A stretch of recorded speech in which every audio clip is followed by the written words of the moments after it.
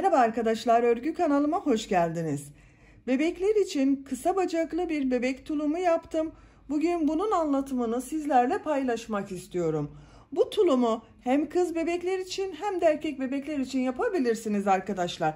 Bu renk ile yaptım ben. Hem kız bebek kullanabilir bu rengi hem de erkek bebeklerimiz kullanabilir. Tulum örgüsüne yakadan zincir yaparak başlıyoruz. Ben bugün bu tulum anlatımını 1-2 yaş arası bebek ölçüsünde anlatıyorum. Genelde hep küçük ölçülerde anlatıyoruz. Bu sefer değişiklik olsun dedim. 1-2 yaş ölçüde bu tulum örgüsünü anlatıyorum arkadaşlar. Yapacak olduğunuz bebeğin büyüklüğüne göre bu zincir sayısını daha az da yapabilirsiniz.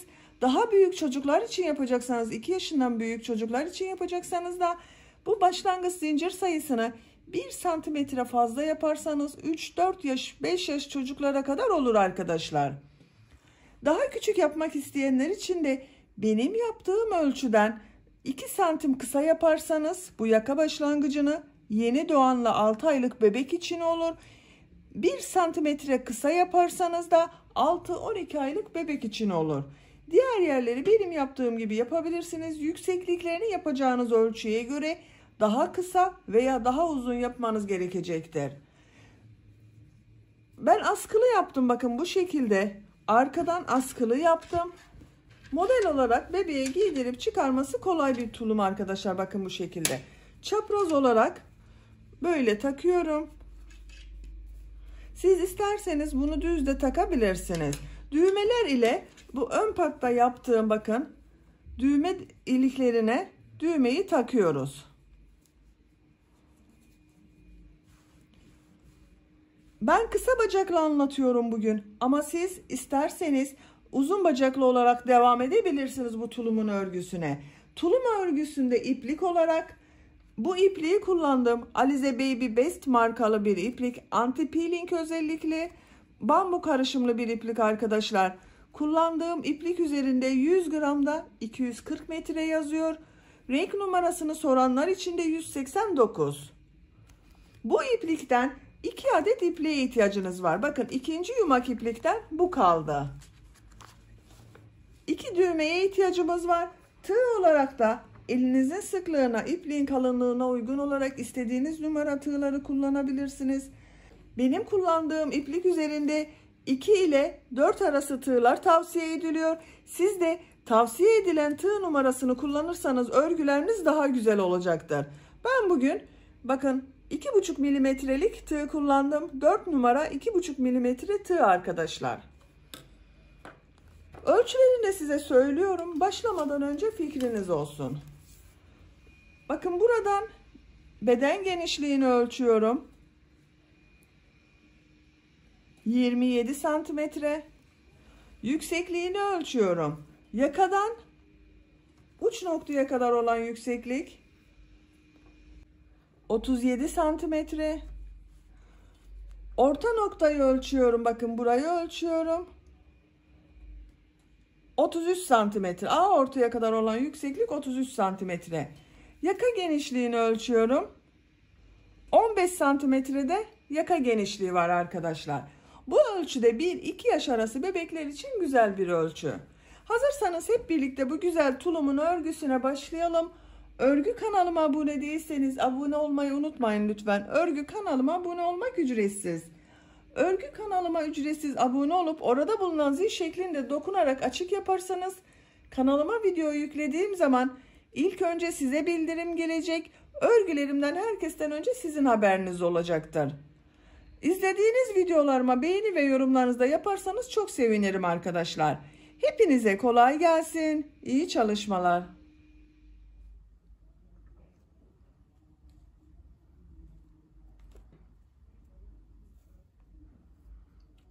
Örgüye yakadan zincir yaparak başlıyoruz. Zincir yapabilmek için ilk ilmeği ben bu şekilde yapıyorum. Size nasıl kolay geliyorsa ilk ilmeği öyle yapabilirsiniz. Zincirleri yapmaya başlıyorum. Çok sıkı zincirler yapmayalım arkadaşlar.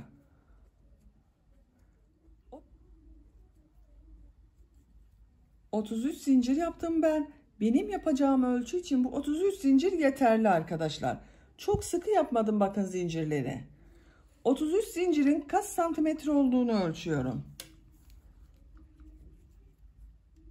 Bakın şu şekilde ölçüyorum. 14 santimetre zincir uzunluğu var. Bu yakanın başlangıcı olacak. Sizin elinizin sıklığına göre daha az veya daha çok zincir yapabilirsiniz. Ama zincir sayısının tek sayı olması gerekiyor arkadaşlar. Şimdiki sırada trabzan yapacağız. Trabzanın ikinci sırasında bir düz bir ters örgüler yapacağız. O zaman sayıların denk gelmesi için bu başlangıç zincir sayısının tek sayı olması gerekiyor.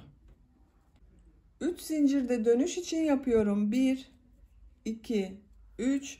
Tığın üzerine iplik alıyorum. 1, 2, 3 ilmek atlıyorum. 4. ilmek içine bir trabzan yapıyorum. Bu 3 ilmek atladığımda bir trabzan olacak. 1, 2 oldu bakın arkadaşlar. Diğer ilmekleri trabzan yaparak devam ediyorum. İkili trabzan yapıyorum bakın. 2 defa da çıkarıyorum. 1, 2. Her ilmek üzerine bir trabzan yapıyorum. Sıra sonuna kadar trabzanlar yaparak devam edelim. Zincirler üzerine trabzanlar yaparak tamamladım. Bir sırada 33 trabzan oldu arkadaşlar. Sayıyorum bakın.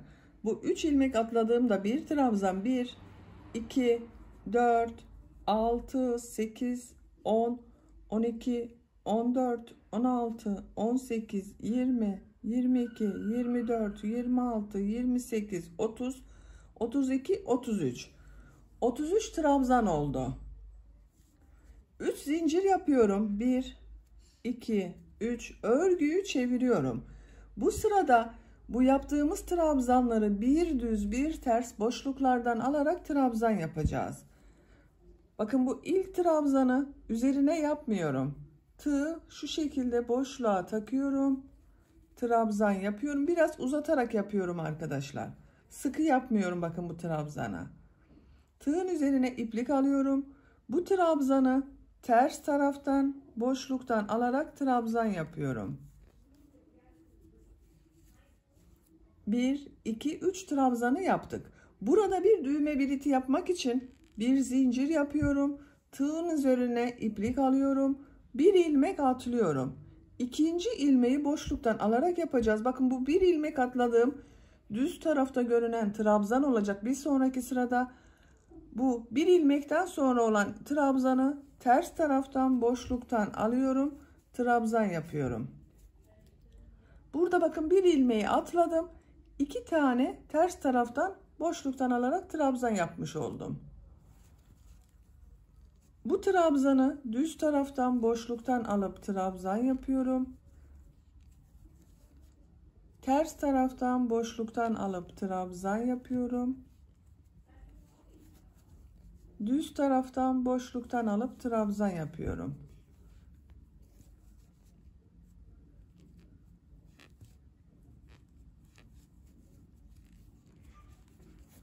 Bu şekilde oluyor bakın. Bir düz bir ters boşluklardan alarak trabzan yapıyoruz. Diğer tarafta da burada yaptığım gibi düğme biliti yapacağız. Onun için burada 4 ilmek kalasıya kadar bir düz bir ters boşluklardan alıp trabzan yaparak devam edelim. Sıra sonunda 4 ilmek kalasıya kadar trabzanları bir düz bir ters boşluklardan alıp trabzan yaptım. Bakın 1, 2, 3, 4 trabzan kaldı. Düğme biliti için bir zincir yapıyorum. Tığın üzerine iplik alıyorum. Bu ilmeği atlıyorum. Bakın en son ters taraftan boşluktan alıp trabzan yaptım. Bu atlama yaptığım ilmek de düz taraftan boşluktan alarak trabzan yapacak oldum. Onun için bir ilmekten sonra olan bu trabzanı ters taraftan boşluktan alıp trabzan yapıyorum. Bakın düğme bilitini yaptım buraya. Düz taraftan boşluktan alıp trabzan yapıyorum. Son trabzanda bu 3 ilmek atladığım boşluğa boşluktan alarak trabzan yapıyorum. Bakın düz tarafının görüntüsü böyle. Bu sırada düğme bilitlerini yaptık. Trabzanları bir düz bir ters boşluklardan alarak trabzan yaptık. 3 zincir yapıyorum. Örgüyü çeviriyorum. Bu sırada trabzanları nasıl görüyorsan o şekilde boşluktan alarak trabzan yapacağız.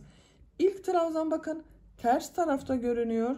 Ters taraftan boşluktan alıp trabzan yapıyorum. Düz tarafta görünüyor. Düz taraftan boşluktan alıp trabzan yapıyorum. Bu bir zincir yaptığım boşluğa bir trabzan yapıyorum. Düz tarafta görünüyor. Düz taraftan boşluktan alıp trabzan yapıyorum. Ters tarafta görünüyor. Ters taraftan boşluktan alıp trabzan yapıyorum.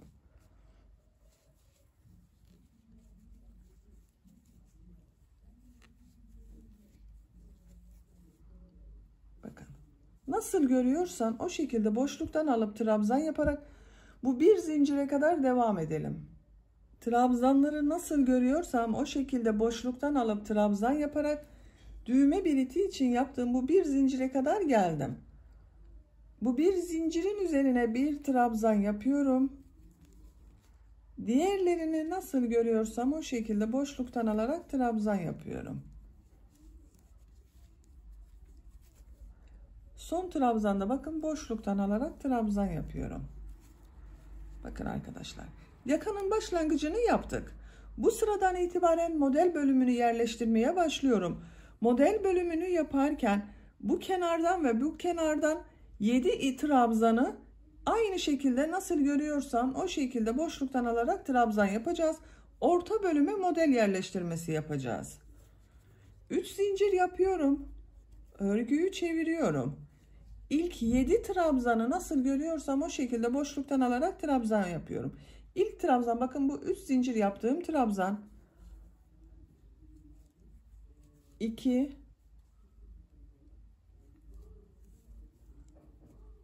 3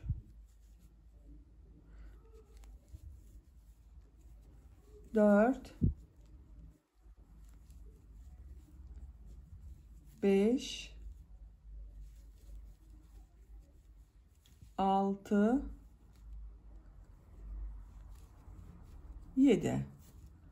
7 trabzanı nasıl görüyorsam o şekilde boşluktan alarak trabzan yaptım. Bakın 1 2 3 4 5 6 7. Sıra sonunda da 7 trabzanı nasıl görüyorsam o şekilde boşluktan alarak trabzan yapacağız.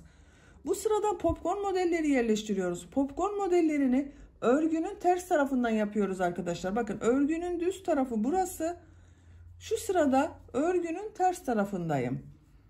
İlk 3 trabzanın üzerine trabzan yapıyorum. 1 2 bakın üzerine yapıyorum artık. 3 trabzanı yaptım. 4. trabzanın üzerine popcorn modeli yapıyorum. Bakın şu şekilde yapıyorum. İlmek aldım, çektim, bekletiyorum. Tığın üzerinde 2 ilmek var. Tekrar tığın üzerine iplik alıyorum, ilmek alıyorum, çekiyorum. Tığın üzerinde 4 ilmek var. İlmek alıyorum. 2 ilmekten çıkardım. Tığın üzerinde 3 ilmek var. Tekrar tığın üzerine iplik doluyorum. İlmek aldım, çektim. Tığın üzerinde 5 ilmek var. İlmek alıyorum. 2 ilmekten çıkardım. Tığın üzerinde 4 ilmek oldu. Tekrar tığın üzerine iplik alıyorum. İlmek aldım, çektim. İlmek alıyorum. 2 ilmekten çıkardım. Tığın üzerinde 5 ilmek oldu. Bakın 2 4 5. İlmek alıyorum. Hepsini içinden bir defa da çekiyorum. Bakın şu şekilde elimle de düzeltiyorum. Tığın üzerine iplik alıyorum. Takip eden 5 ilmek içine trabzan yapıyorum. 1 2 3 4 5. Bu 6. ilmeğe yine popcorn modeli yapacağız. Bakın arkadaşlar örgünün düz tarafının görüntüsü böyle. Tığın üzerine iplik alıyorum. Bu ilmek içine popcorn modeli yapıyorum. Yavaş yapıyorum. Elimi takip ederseniz daha iyi anlaşılır.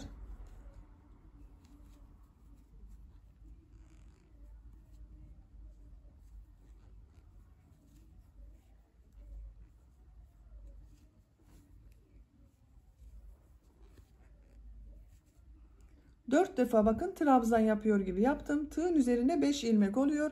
Hepsini içinden bir defa da çekiyorum. Tığın üzerine iplik alıyorum. 5 trabzan yapıyorum.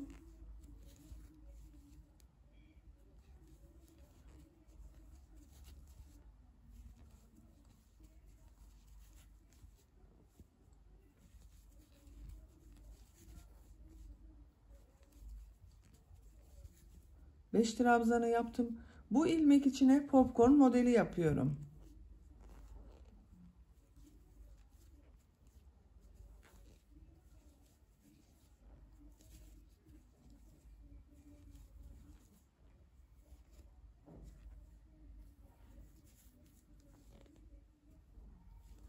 Üç trabzan yapıyorum.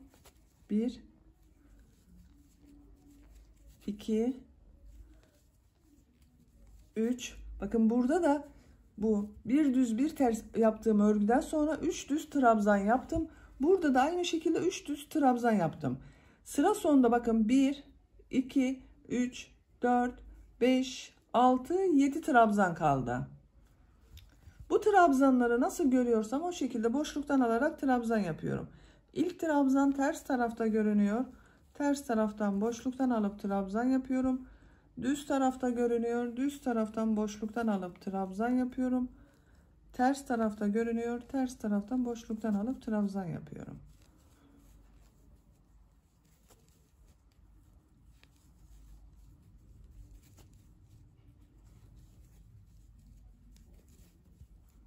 Son trabzanda bakın boşluktan trabzan yapıyorum.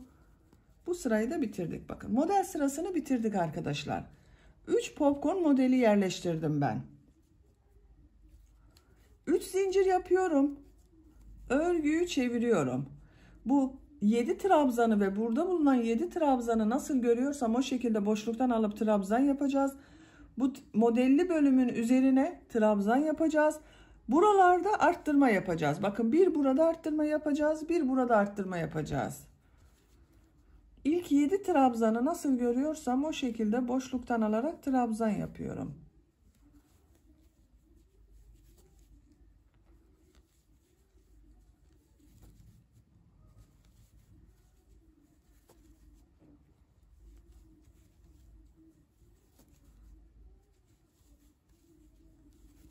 Yedi trabzanı bakın boşluktan alarak trabzan yaptım.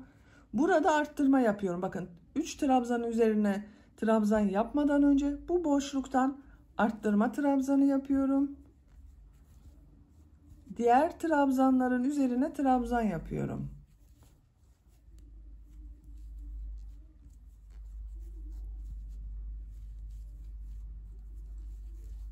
Bakın model üzerinde bulunan bu ilmeğe de trabzan yapıyorum.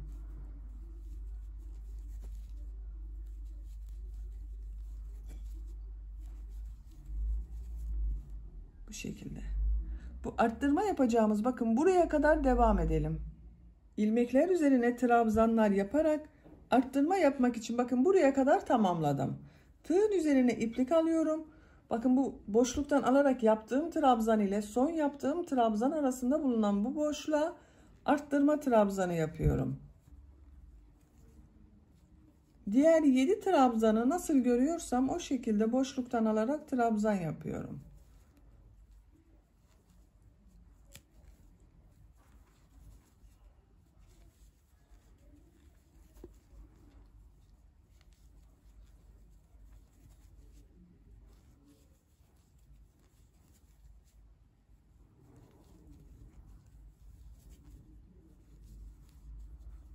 Bakın son trabzanda 3 zincirli boşlukla trabzan yaparak yaptım.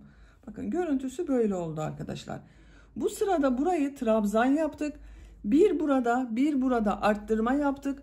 Toplam bir sırada olan trabzan sayısı 35 oldu. 33 trabzan ile başladık.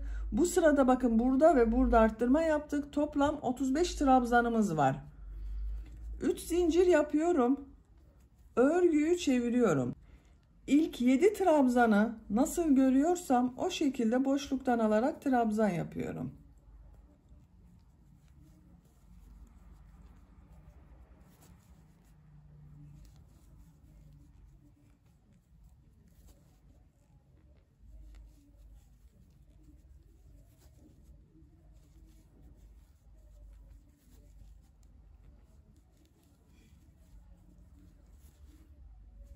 Bakın ilk 7 trabzanı nasıl görüyorsam o şekilde boşluktan alarak trabzan yaptım. Bu sırada bakın örgünün ters tarafındayız. Bu popcorn modellerini yapacağız. Nereye yapacağıma bakıyorum. 2 model ortasında olan bakın bu popcornun üzerinde bulunan ilmek 1, 2, bakın bunun üzerine popcorn modeli yapacağız. Burada da aynı şekilde 1, 2, bunun üzerine popcorn modeli yapacağız. Oraya kadar sayıyorum bakın. 2, 4, 6, 7 trabzan var. Bu ilk ilmek üzerine trabzan yapıyorum. 7 trabzan yapıyorum popcorn yapacağım yere kadar. 2, 3, 4, 5, 6, 7. Bakın şuradan da görünüyor arkadaşlar. Popcorn'un üzerinde bulunan trabzan bu. Bundan sonra 2 trabzan yaptım. Bunun üzerine popcorn modeli yapıyorum.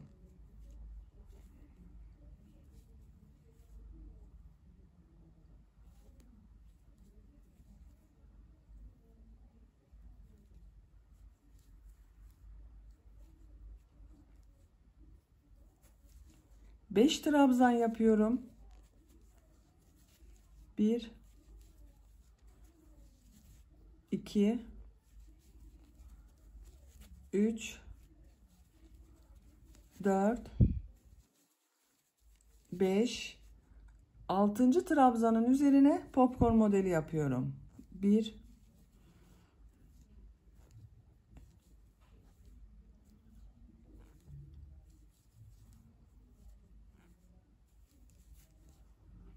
diğer ilmekleri trabzan yaparak devam ediyorum. Bakın arkadaşlar. Bu 2 popcorn modeli 2 burada yaptığımız 2 model ortasına denk geldi. Tam ortası olacak. Yoksa kayma olan görüntü olarak güzel görünmez.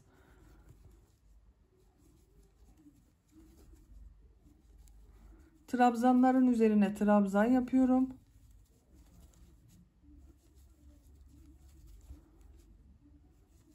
Boşluktan alarak yaptığım trabzanlara geldim. Bakın bu 7 trabzanı nasıl görüyorsam o şekilde boşluktan alarak trabzan yapıyorum.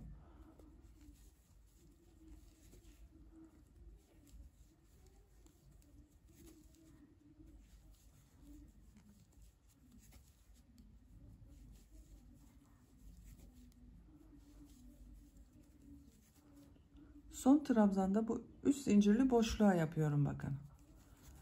3 zincir yapıyorum. Örgüyü çeviriyorum. Trabzan sırasındayız. Bu başta 7 trabzanı nasıl görüyorsam o şekilde boşluktan alıp trabzan yapıyorum.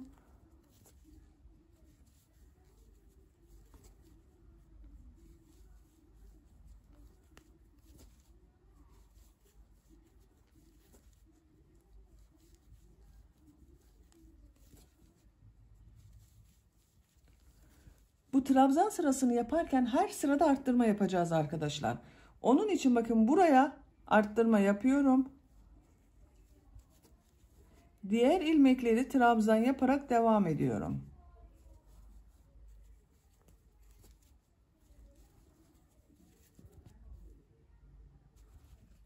Buraya kadar devam edelim. Burada da yine bir trabzan arttırması yapalım. Bu trabzanları da nasıl görüyorsan o şekilde boşluktan alıp trabzan yapalım. Sıra sonuna kadar tamamlayalım. Bakın arkadaşlar bu sırada burayı trabzan sırası yaptık. Bir burada trabzan arttırması yaptık. Bir de burada trabzan arttırması yaptık. Toplam trabzan sayısı 37 oldu bu sırada. Her iki sırada bir arttırma yapıyoruz. Yani bu trabzan sırası yaptığımız sırada arttırma yapıyoruz. Popcorn modellerini yaptığımız sırada arttırma yapmıyoruz. 3 zincir yapıyorum. Örgüyü çeviriyorum. İlk 7 trabzanı nasıl görüyorsam o şekilde boşluktan alarak trabzan yapıyorum.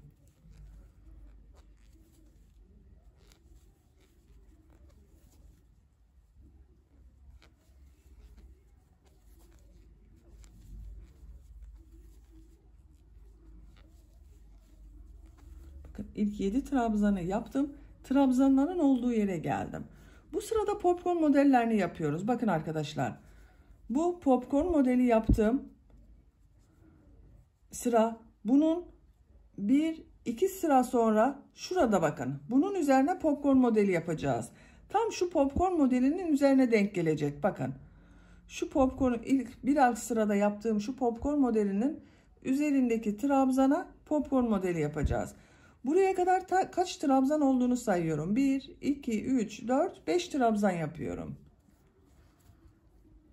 5 trabzanı yapıyorum. 1, 2, 3, 4, 5. 6. ilmek üzerine popcorn modeli yapıyorum.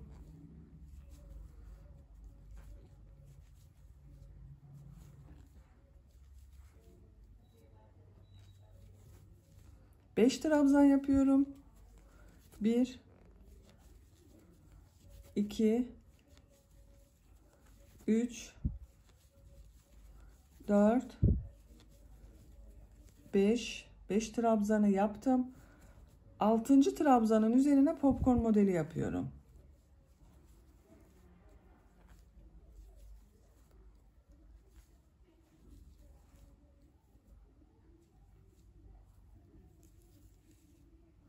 Beş trabzan yapıyorum.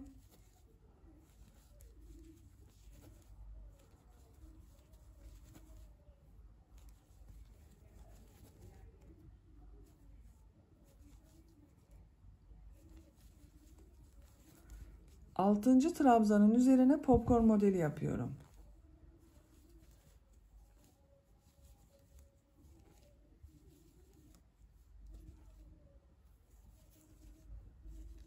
Beş trabzan yapıyorum. Bakın burada da popcorn modelinden önce 5 trabzan yaptım.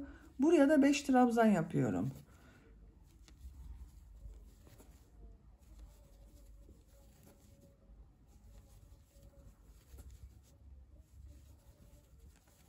Bu 7 trabzanı nasıl görüyorsam o şekilde boşluktan alarak trabzan yapıyorum.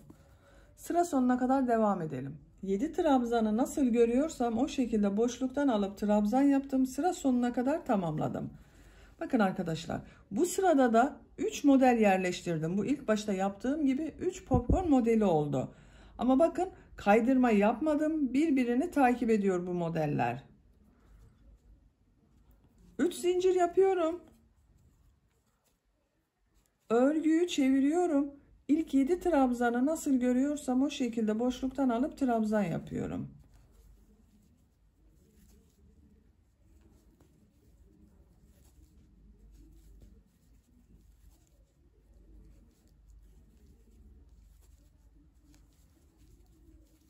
Bakın modelden sonraki trabzan sırasındayız.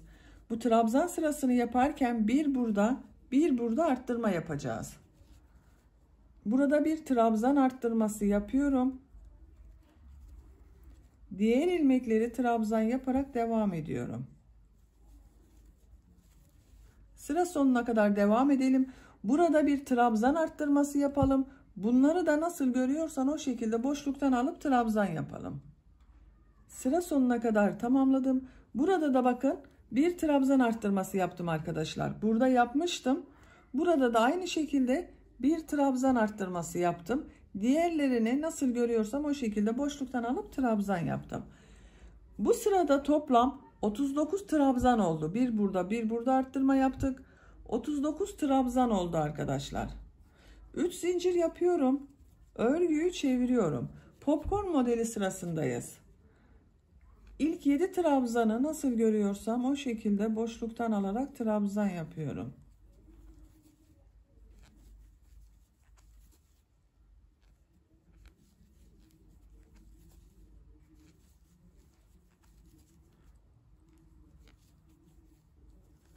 İlk 7 trabzanı nasıl görüyorsam o şekilde boşluktan alıp trabzan yaptım.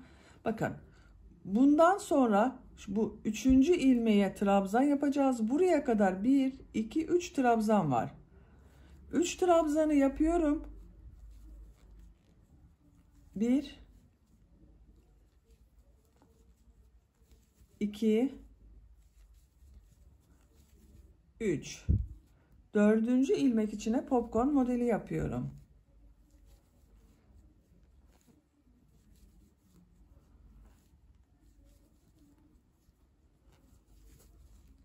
5 trabzan yapıyorum. 1, 2, 3, 4, 5, 6. ilmek içine popcorn modeli yapıyorum.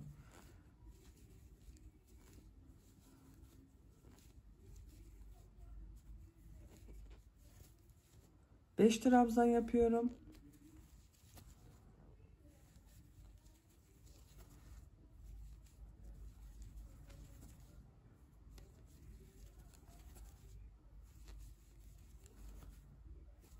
6. ilmek içine popcorn modeli yapıyorum.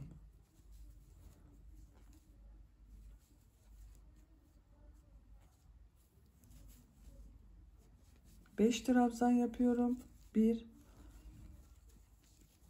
2, 3, 4, 5, 6. ilmek içine popcorn modeli yapıyorum.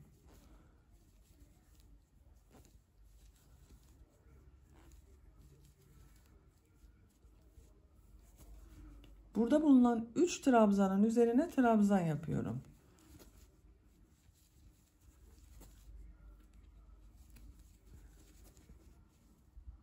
Bakın bu trabzanları nasıl görüyorsam o şekilde boşluktan alıp trabzan yapıyorum.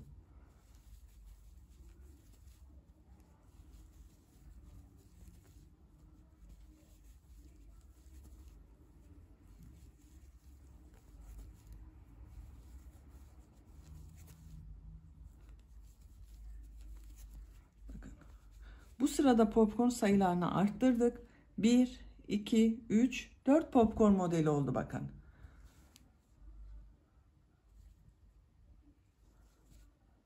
Üst zincir yapıyorum. Örgüyü çeviriyorum. İlk 7 trabzanı nasıl görüyorsam o şekilde boşluktan alıp trabzan yapıyorum.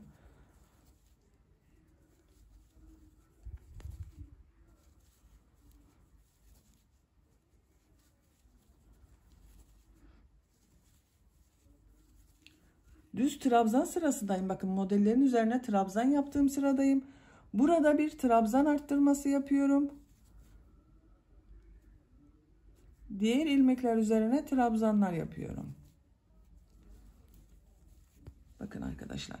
Örgünün düz tarafından trabzan sırası yaptığımız sırada burada ve burada hep arttırma yapacağız. Burada yaptığım arttırma gibi burada da yapalım.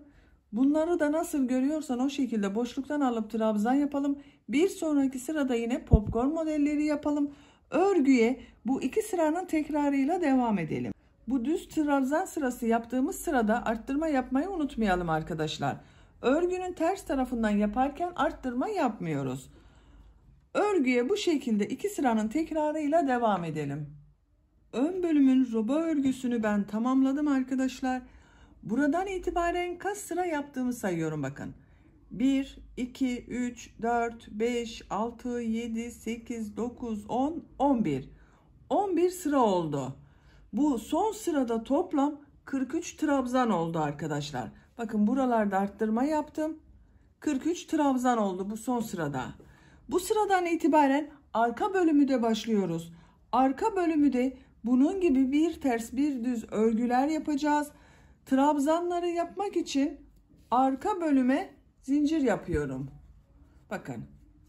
Örgünün ters tarafındayım. Zincirler yapıyorum. 58 zincir yapalım arkadaşlar. 58 zincir yaparak ben tamamladım. Bakın bu şekilde arkadaşlar bir sıra zincir oldu. Bu zincirler arka bölüm için. Bu zincirleri ön bölümün burasıyla birleştireceğiz. Tek parça yapacağız artık. Zincirlerin düzgün gelmesine dikkat ediyorum. Bakın birleştirme yapmadan önce. Şu şekilde elimle düzeltiyorum.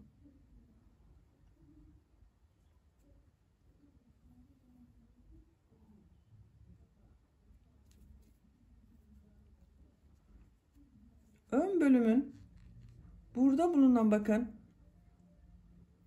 buraya 3 zincir yapmıştım. 3. zincirin üzerine tığ takıyorum. İlmek kaydırması yaparak birleştiriyorum. Bakın ön ve arka bölüm için yaptığımız zincirleri birleştirdim. 2 zincir yapıyorum. Bu zincirler üzerine trabzanlar yapıyorum bakın. Her ilmek üzerine bir trabzan yapıyorum.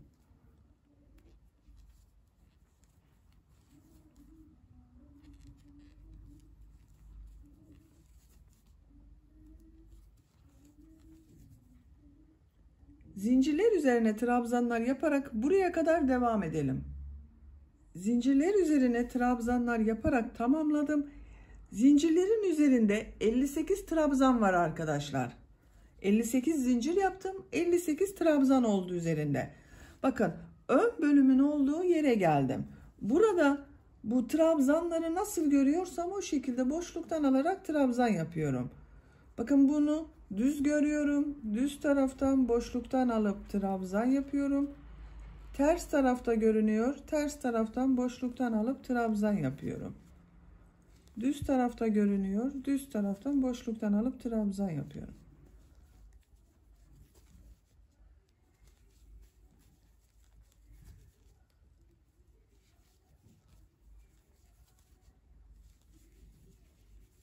Bakın. Trabzan sırasını yapıyoruz. Burada bu iki yerde arttırma yapıyorduk. Bir burada, bir burada arttırma yapıyorduk. Bu sırada da yapıyoruz arkadaşlar.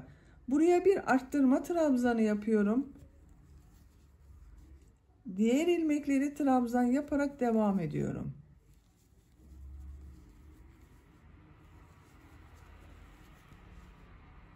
Trabzanlar yaparak bu arttırma yapacağımız yere kadar devam edelim. Buraya kadar trabzanları yaptım. Bu bakın boşluktan alarak yaptığım trabzandan önce bir arttırma trabzanı yapıyorum. Bu trabzanları nasıl görüyorsam o şekilde boşluktan alarak trabzan yapıyorum.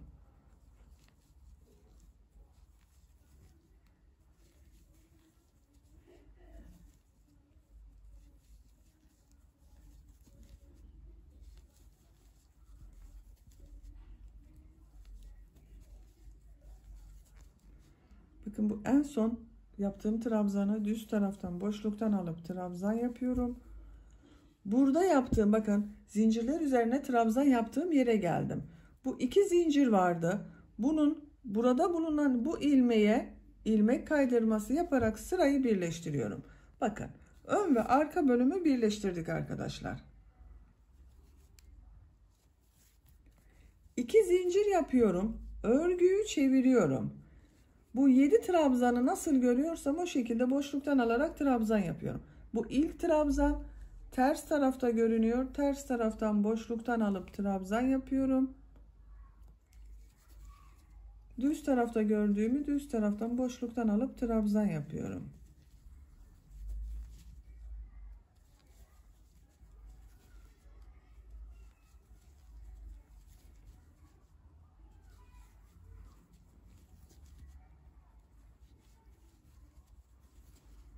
Bakın popcorn modelleri yapacağız.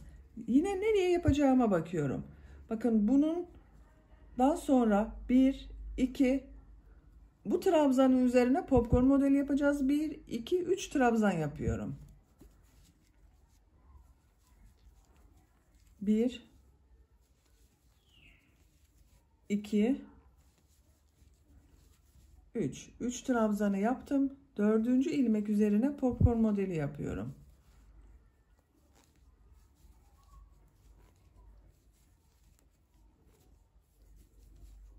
5 trabzan yapıyorum.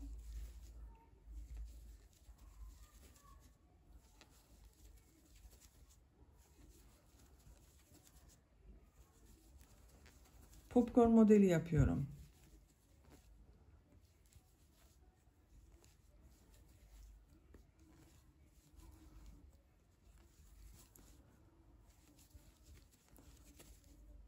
Beş trabzan yapıyorum. Modelleri yapmaya devam ediyorum. Popcorn modellerini yaparak devam edelim. Bu 7 trabzanı da nasıl görüyorsan o şekilde boşluktan alıp trabzan yapalım. Buraya kadar tamamlayalım arkadaşlar. Popcorn modelleri yaparak bakın sıra sonuna kadar tamamladım. Sonda bulunan 7 trabzanı da nasıl görüyorsam o şekilde boşluktan alarak trabzan yaptım. Bu sırada 1, 2, 3, 4, 5 popcorn modeli yaptık bakın arkadaşlar. En son bakın bu nasıl görüyorsam o şekilde yaptığım trabzanları düz tarafta görünen trabzanı yaptım. Örgüyü bakın çevirdim. Bunu düz taraftan yapıyorum. Boşluktan trabzan yapıyorum. Ters taraftan boşluktan alıp trabzan yapıyorum. Düz taraftan boşluktan alıp trabzan yapıyorum. Bir düz bir ters boşluklardan alarak trabzan yapıyoruz. Bakın buranın görüntüsü değişmedi arkadaşlar. Bu 7 trabzandan sonra böyle düz yaptım ama buradan görüntüsü bakın ters taraftan görünen boşluktan trabzan oldu. Sıra sonuna kadar bir düz bir ters boşluklardan alıp trabzan yaparak devam edelim. Zincirler üzerine yaptığım trabzanları da bir düz bir ters boşluklardan alıp trabzan yaparak bakın sıra sonuna kadar tamamladım. En son trabzanı ters taraftan boşluktan aldım, trabzan yaptım. Bu ilmek ile burada yaptığım bu ilk ilmeği ilmek kaydırması yaparak sırayı birleştiriyorum. Örgünün düz tarafını çeviriyorum. Bakın arkadaşlar, burada yaptığım bu 2 zincir de ters tarafta görünen trabzan oldu. 2 zincir yapıyorum. Örgüyü çeviriyorum. Trabzanları nasıl görüyorsam o şekilde boşluktan alarak trabzan yapıyorum. Bakın her trabzanı nasıl görüyorsan o şekilde boşluklardan alarak trabzan yapıyoruz. Burada yine arttırma yapacağız. Bu trabzanları nasıl görüyorsan o şekilde boşluktan aldığımız trabzanın buraya kadar yaparak devam edelim. Trabzanları nasıl görüyorsam o şekilde boşluktan alıp trabzan yaparak bakın bu 7 trabzanın sonuna kadar geldim. Burada arttırma yapıyorum. Bakın bu 2 trabzan ortasında bulunan boşluğa arttırma trabzanı yapıyorum. Diğer ilmekleri trabzan yaparak devam ediyorum. Artık üzerine trabzan yapıyorum bakın buranın. Ön bölümde hiçbir değişiklik yapmadık. Sadece arka bölümü bakın bir düz bir ters örgü yaptık. Trabzanlar yaparak devam edelim. Burada da yine bir arttırma yapacağız arkadaşlar. Buraya kadar devam edelim. Trabzanları yaparak bakın bu 7 trabzanın olduğu yere kadar tamamladım. Buraya bir arttırma trabzanı yapıyorum. Diğer 7 trabzanı nasıl görüyorsam o şekilde boşluktan alıp trabzan yapıyorum.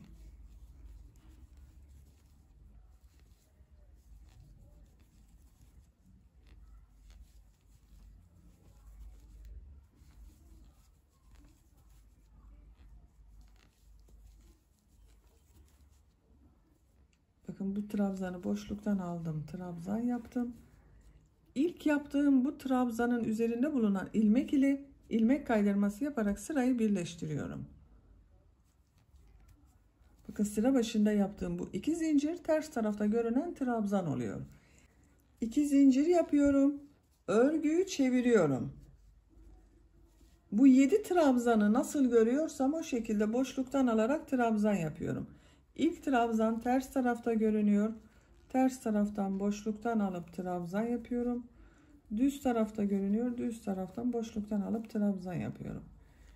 İlk 7 trabzanı boşluktan alarak trabzanları yapalım.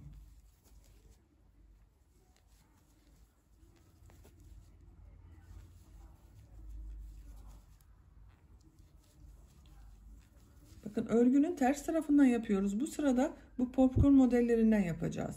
Nereye yapacağıma bakıyorum. Bakın buradan 3. trabzanın üzerine bakın bir alt sıradaki bu trabzanın üzerinde arkadaşlar 1 2 3 bir trabzan atlıyorum. Bakın buna trabzan yapıyorum. İkinci trabzanın üzerine popcorn modeli yapıyorum. 1 2 3 4 5 trabzan yapıyorum. 1 2 3 4 5 6. ilmek üzerine popcorn modeli yapıyorum.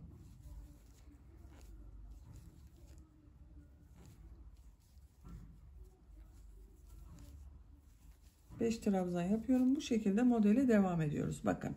Bu burada bulunan iki modelin tam ortasına denk geldi. Modelleri yaparak devam edelim. Bu 7 trabzanı da nasıl görüyorsan o şekilde boşluktan alıp trabzan yapalım. Buraya kadar tamamlayalım. Modelleri yaparak bakın ben tamamladım. Burada bulunan 7 trabzanı da nasıl görüyorsam o şekilde boşluktan alarak trabzan yaptım. Bakın bu sırada da 2, 4, 6 model oldu arkadaşlar. Bu arka bölümde bir düz bir ters yaptığımız örgülere geldik. Buranın üzerine trabzanlar yapıyorum. Bakın artık boşluktan almıyorum. Üzerine trabzan yapıyorum. Her ilmeğe bir trabzan yapıyorum.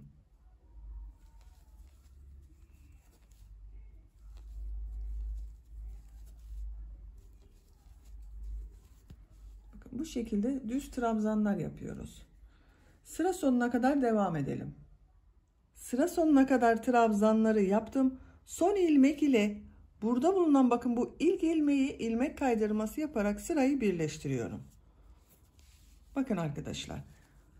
Arka bölümde trabzanlar yaptım. Ön bölümde modelleri yaptım. 2, 4, 6 model oldu bakın. İpliği burada kesiyorum. Şu şekilde bir zincir yapıp ipliği kesiyorum.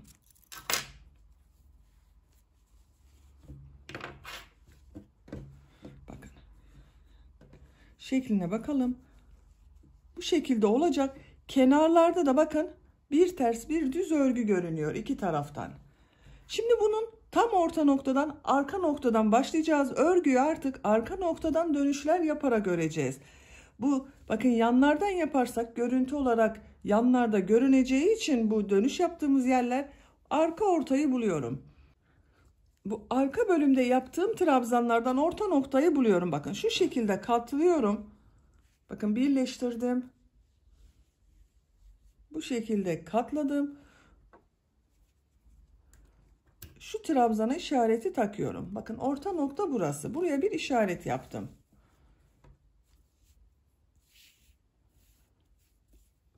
Bu işaret yaptığım trabzanın üzerinde bulunan ilmekten ipliği bir defa bağlıyorum. İlmek yaptım. 2 zincir yapıyorum. Her ilmeğe bir trabzan yaparak devam ediyorum.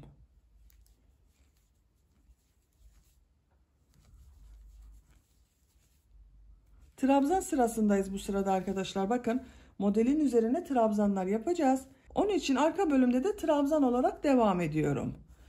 Artık dönüşleri bakın bu arka ortadan yapacağız. Sıra sonuna kadar trabzanlar yaparak devam edelim. Sıra sonuna kadar trabzanları yaptım. Son ilmek ile ilk yaptığım bakın bu ilmeği ilmek kaydırması yaparak sırayı birleştiriyorum. Bakın arkadaşlar sıra başında yaptığım bu 2 zincirde trabzan görüntüsü oldu. Şeklini görelim. Bakın bir sıra trabzan sırası yaptım. Şimdiki sırada bu popcorn modellerini yerleştireceğiz. Bu arka bölüme de popcorn modellerini yapacağız. İlk popcorn modelini bakın şu şekilde çevireceğiz. Nereye yapacağımı hesaplıyorum. Onun için buradan sayıyorum. Bakın bundan sonra 2 3. olana bakın şuna popcorn modeli olacak. Sayıyorum. 2 4 5 6. 2 4 5 6. 2 4 5 6. 2 4 5 6. 2 4 5 6. Bunun üzerine popcorn modeli yapacağız. Arada 2 4 5 trabzan var. Buraya kadar trabzan yapıyorum. 2 zincir yapıyorum. Örgüyü çeviriyorum. İlk ilmek üzerine trabzan yapıyorum. 5 trabzan yapıyorum. 1 2 3 4 5 6. ilmek içine popcorn modeli yapıyorum. 1 2 3 4. Hepsinin içinden bir defa da çekiyorum. Tığın üzerine iplik alıyorum. Trabzan yapıyorum. 5 trabzan yapıyorum. 1 2 3 4 5 6. ilmek içine popcorn modeli yapıyorum.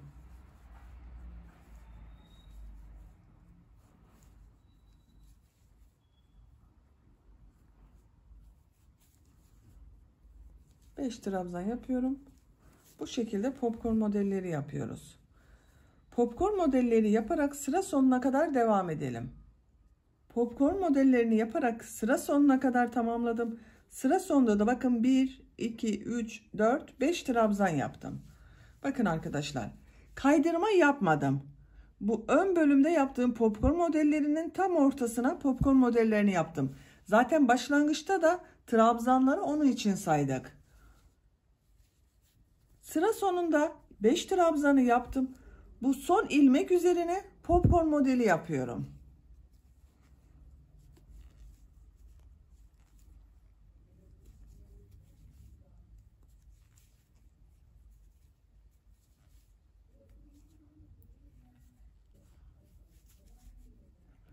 Yaptığım bu popcorn modelini bu ilk trabzan ile ilmek kaydırması yaparak birleştiriyorum.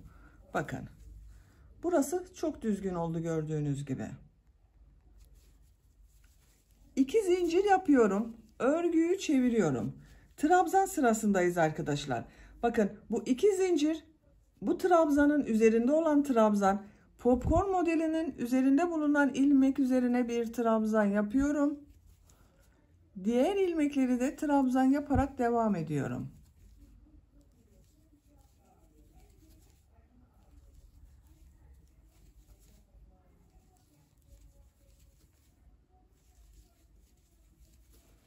Bu ilmek üzerine de bakın trabzanı yapıyorum. Trabzanlar yaparak sıra sonuna kadar devam edelim. Trabzanlar yaparak sıra sonuna kadar tamamladım. Son ilmek ile ilk yaptığım bu ilmeği ilmek kaydırması yaparak sırayı birleştiriyorum. Bakın arkadaşlar, görüntüsü böyle, birleşim yaptığımız yerin görüntüsü. 2 zincir yapıyorum. Örgüyü çeviriyorum. Popcorn modeli yaptığımız sıradayız. Popcorn modelini nereye yapacağıma bakıyorum. Bakın bu başlangıçta, bu bir alt sırada yaptığım popcorn'un üzerinde olan model. 1 2 trabzan atlıyorum. Bu trabzanın üzerine popcorn modeli yapacağız. 2 trabzan yapıyorum. 1 2 3. ilmek üzerine popcorn modeli yapıyorum.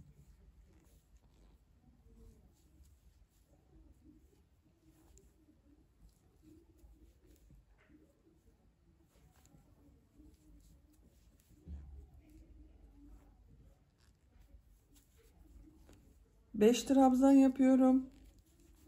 1 2 3 4 5 6. ilmek içine popcorn modeli yapıyorum.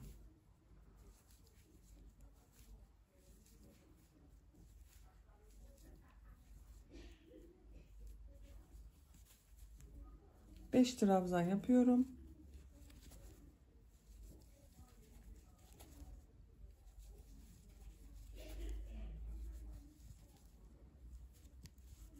Bakın bu şekilde. Bu yaptığım popcorn modelleri de bir alt sırada yaptığım popcorn modellerinin tam ortasına denk geliyor. Bakın gördüğünüz gibi.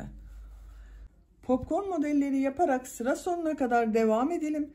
Sıra sonunda ilmek kaydırması yapalım, birleştirelim. Örgüyü çevirelim. trabzan sırası yapalım. Tekrar popcorn modelleri yaparak örgüye devam edelim. Örgümüz artık bu iki sıranın tekrarından devam edecek arkadaşlar. Bir sırada popcorn modeli yaptığımız sırayı yapacağız. Bir sırada bu trabzan sırasını yapacağız. Bu iki sıranın tekrarıyla gövde bölümünün örgüsüne devam edelim. Gövde bölümünün örgüsünü ben tamamladım. Kaç sıra yaptığımı sayıyorum. Bakın buradan itibaren sayıyorum. Bu bir düz bir ters örgüden sonra 1, 2, 3, 4, 5, 6, 7, 8, 9, 10, 11, 12, 13, 14, 15, 16, 17, 18, 19. 19 sıra oldu. Santimetre olarak da ölçüyorum. Bu şekilde ölçüyorum. 22 santimetre yükseklik var. Benim yapacağım ölçü için yeterli. Bu sıradan itibaren bacak bölümlerini ayrı ayrı öreceğiz arkadaşlar. Bakın ipliği burada kesiyorum.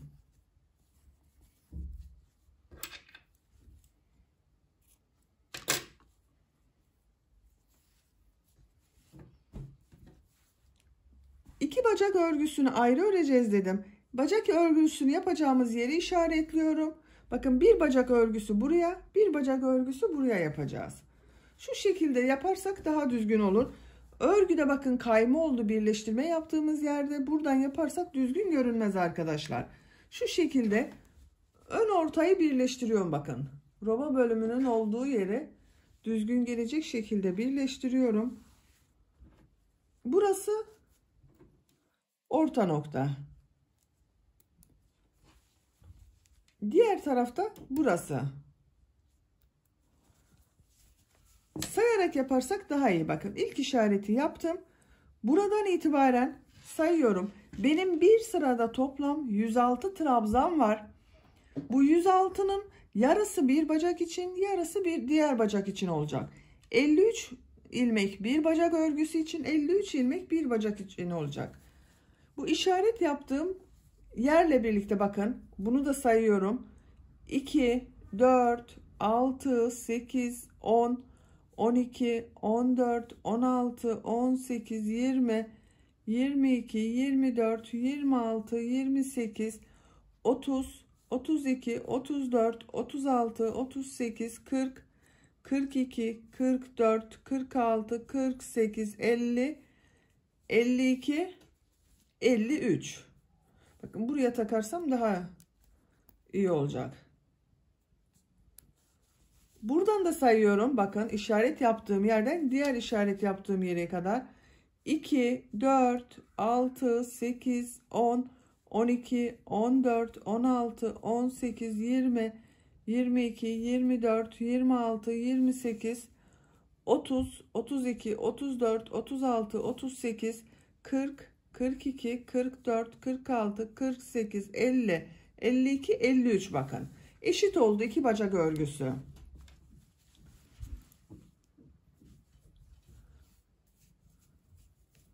Şimdi bacak örgüsünü bu iki yeri birleştiriyorum arkadaşlar. Bakın işaret yaptım. İki ilmeği şu şekilde bir defa bağlıyorum. Birleştirdim.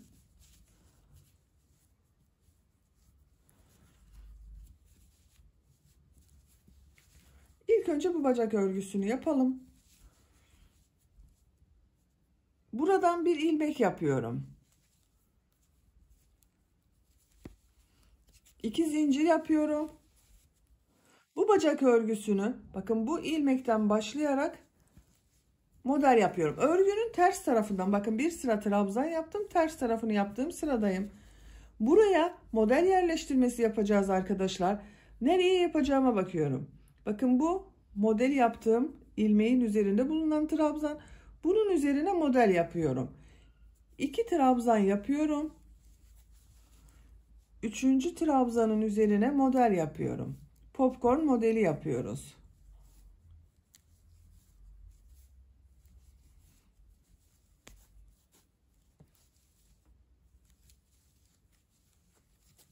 Bakın yaptım. 5 trabzan yapıyorum.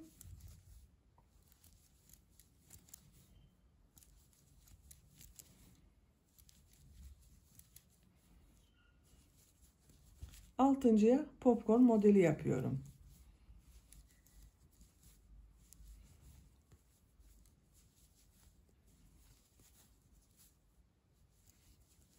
Beş trabzan yapıyorum.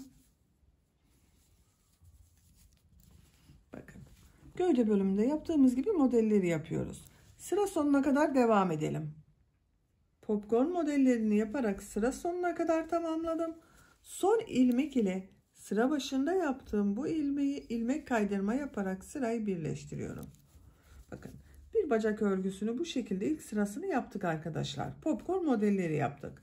Şimdiki sırada trabzan yapacağız. 2 zincir yapıyorum. Örgüyü çeviriyorum. İlk ilmek üzerine trabzan yapıyorum. Diğer ilmekleri de trabzan yaparak devam ediyorum.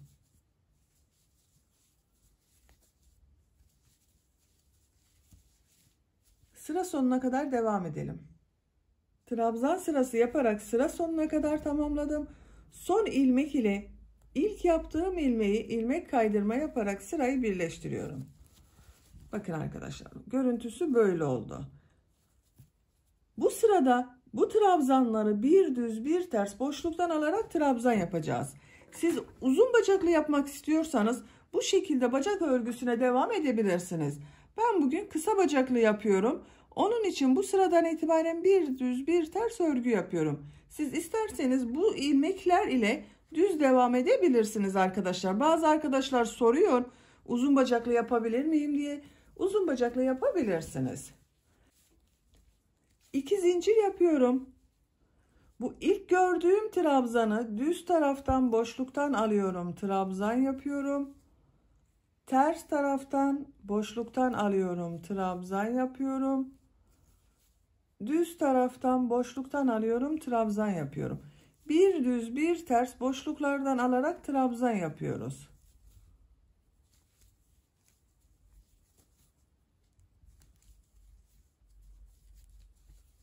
Bakın, görüntü böyle. Sıra sonuna kadar devam edelim. Sıra sonuna kadar bir düz bir ters örgüler yaparak tamamladım. Sıra sonunda bakın 2 ilmek kaldı arkadaşlar. Sıra başında bu 2 zincir yaptığım, bakın ters tarafta görünen trabzan olacak. Bunu ikisini birlikte yapmam gerekiyor. Bakın şu şekilde ilmeği boşluğa taktım. Şu ilmeğin de üzerine taktım. Düz taraftan boşluktan aldım, trabzan yaptım. Bu ilmek ile ilk yaptığım ilmeği ilmek kaydırma yaparak birleştiriyorum. Bakın, bu 2 zincir ters tarafta görünen trabzan oldu. Görüntüsü bakın bu şekilde oldu arkadaşlar. 2 zincir yapıyorum. Bu sırada bu yaptığım trabzanları nasıl görüyorsam o şekilde boşluktan alıyorum. Düz tarafta görüyorum. Düz taraftan boşluktan alıp trabzan yapıyorum. Ters tarafta görüyorum. Ters taraftan boşluktan alıp trabzan yapıyorum.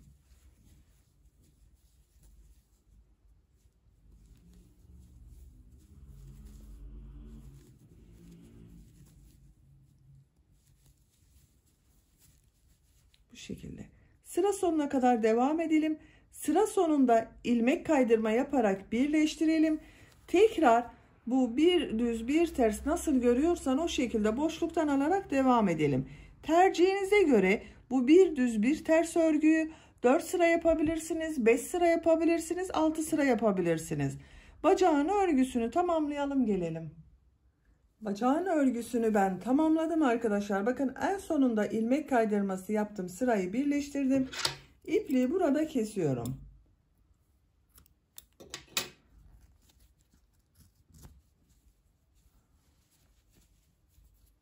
İlmeği içeriye çekiyorum. Bakın, birleştirme yaptığım yerin görüntüsü böyle.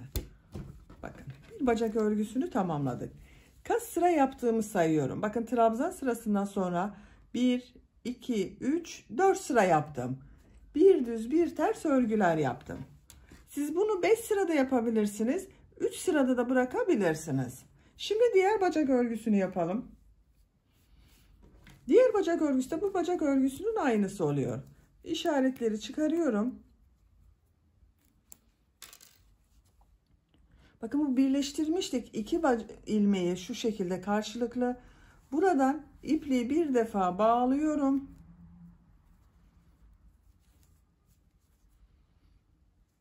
Bir ilmek yapıyorum. 2 zincir yapıyorum.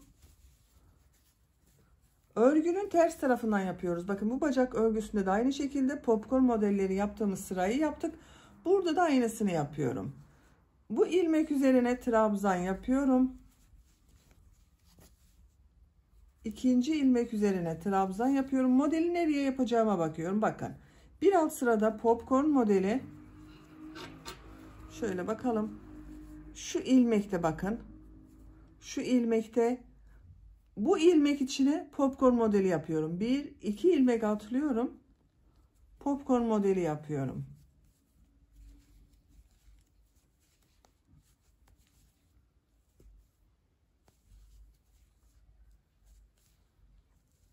Bağladığım ipliklerde bakın içeride tutuyorum.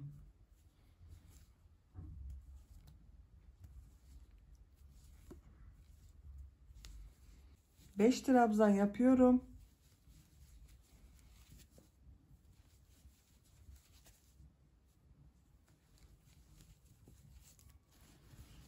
Popcorn modeli yapıyoruz sonra arkadaşlar. Bu bacağın örgüsünde popcorn modelleri yaparak sıra sonuna kadar devam edelim. Bir sıra trabzan yapalım. Trabzandan sonra tekrar bu bir ters bir düz örgüyü yapalım. Bu bacak örgüsünün aynısı olacak. Diğer bacak örgüsünde bunu yaptığımız gibi tamamlayalım gelelim. Diğer bacağın örgüsünde tamamladım. İpliği kestim bakın arkadaşlar. 1, 2, 3, 4 sıra yaptım. Bu bacağın aynısını yaptım bakın bacak örgüsünün. Bacak örgülerini bakın bu şekilde tamamlamış olduk. Esnek oldu bakın. Bir ters bir düz örgü yaptık. Esnek oldu. Bebeğin bacağında güzel duracaktır. Tulumun gövde bölümünü ve bacak örgüsünü bitirdik. Şimdi askılarını yapalım. Askılarını yapacağız. Bakın burada düğme biliti yaptım. Bununla askıları birleştireceğiz arkadaşlar. Örgünün ters tarafını çeviriyorum. Askıları buradan başlayacağız. Orta noktayı buluyorum arkadaşlar. Bakın. Ben şu şekilde orta noktayı buldum. İşaret taktım. Siz de bakın şurayı birleştirip orta noktayı bularak işaret yapabilirsiniz. Sayıyorum. Bakın bu düz taraftan aldığım trabzanları sayıyorum bunlara. 1, 2, 3, 4, 5, 6, 7, 8, 9, 10, 11, 12, 13, 14. 15.'ye işaret yaptım. Buradan da sayıyorum bakın. 1, 2, 3, 4, 5, 6, 7, 8, 9, 10, 11, 12, 13, 14. 15.'ye işaret bakın.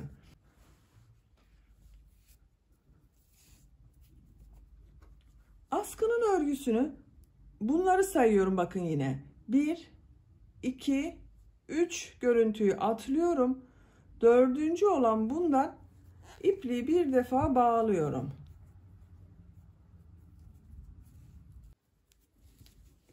Bu ilmekten bir ilmek yapıyorum.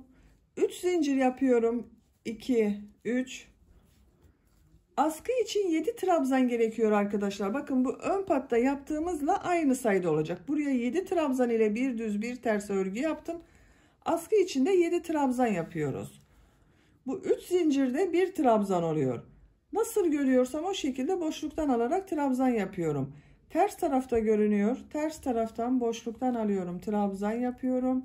Bakın 1, 2, 3 düz taraftan görünüyor. Düz taraftan boşluktan alıp trabzan yapıyorum. 4 ters tarafta görünüyor. Ters taraftan boşluktan alıp trabzan yapıyorum. 5. düz tarafta görünüyor. Düz taraftan boşluktan alıp trabzan yapıyorum. 6. ters tarafta görünüyor. Ters taraftan boşluktan alıp trabzan yapıyorum. 7. düz taraftan görünüyor. Düz taraftan boşluktan alıp trabzan yapıyorum. 1, 2, 3, 4, 5, 6, 7 oldu. 3 zincir yapıyorum. Örgüyü çeviriyorum. Bu 7 trabzanı nasıl görüyorsan o şekilde boşluktan alarak trabzan yapıyorum. Düz tarafta görünüyor. Düz taraftan boşluktan alıp trabzan yapıyorum. Ters tarafta görünüyor. Ters taraftan boşluktan alıp trabzan yapıyorum.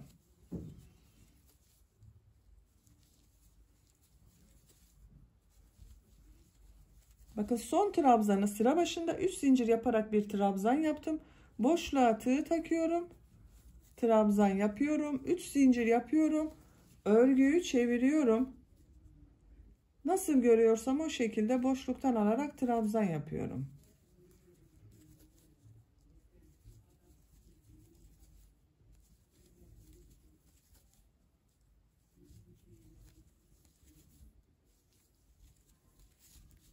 Bu şekilde arkadaşlar.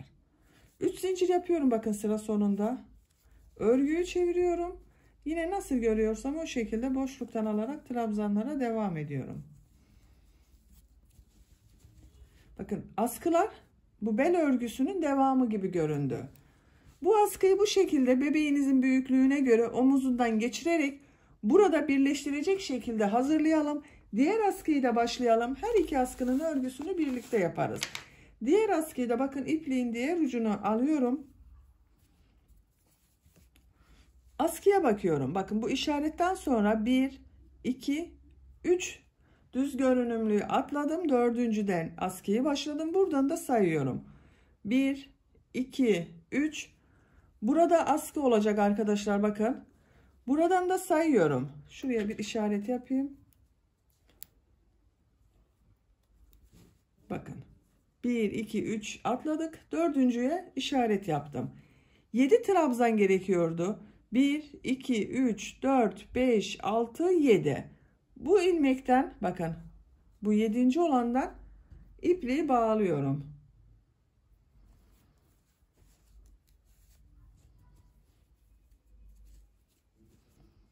Bir ilmek yapıyorum.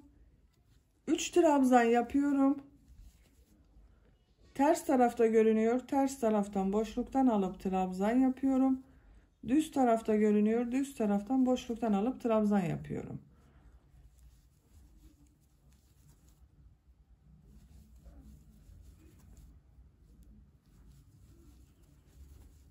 Bakın en son işaret yaptığımı bunu düz taraftan boşluktan alıp trabzan yapıyorum. 1, 2, 3, 4, 5, 6, 7. 3 zincir yapıyorum. Örgüyü çeviriyorum. Bu 7 trabzanı nasıl görüyorsam o şekilde boşluktan alarak trabzan yapıyorum.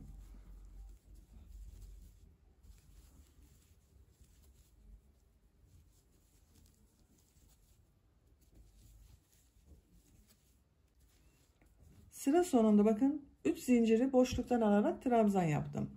3 zincir yapıyorum. Örgüyü çeviriyorum. Nasıl görüyorsam o şekilde boşluktan alarak trabzan yapıyoruz. Bakın arkadaşlar. Bakın. 2 askının örgüsünü başladık. Her 2 askının örgüsünü tamamlayalım gelelim. 2 askının örgüsünü ben tamamladım. Bu şekilde oldu bakın arkadaşlar. Uçlarına da düğmelerini diktim.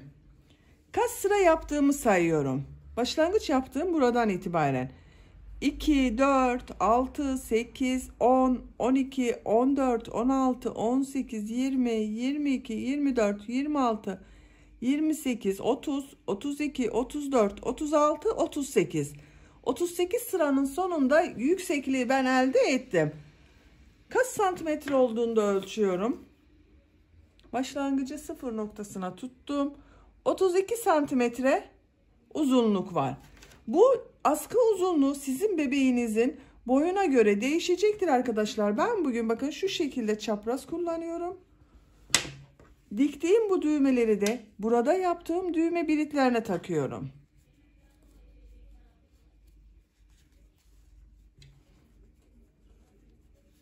Şu şekilde bakın. Arka görüntüsü de böyle oldu. Çok güzel oldu bakın gördüğünüz gibi bu salopet tulum. Renk olarak da hem kız bebekler hem de erkek bebekler kullanabilecek bir tulum yaptık arkadaşlar. Ölçülerini size söylüyorum. Buradan genişliğini ölçüyorum. 27 santimetre. Yüksekliğini ölçüyorum. Buradan bacak ucuna kadar olan yükseklik. Şu şekilde bakın. 27 santimetre. Yaka başlangıcından A ortasına kadar olan yükseklik 33 santimetre.